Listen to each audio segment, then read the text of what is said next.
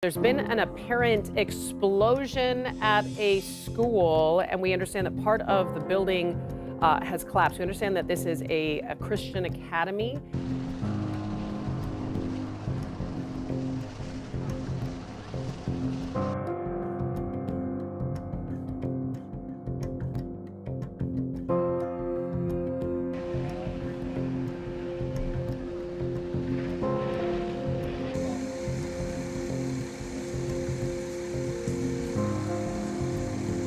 Heard the blast, felt the windows shake. The dogs were startled and came out 30 seconds later.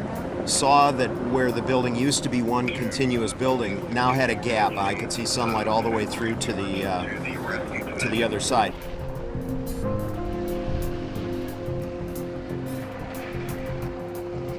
About the time the man sprinting down the street got to the end down here, there was a huge explosion.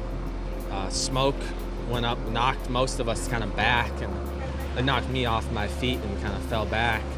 And then it was just kind of chaos from there.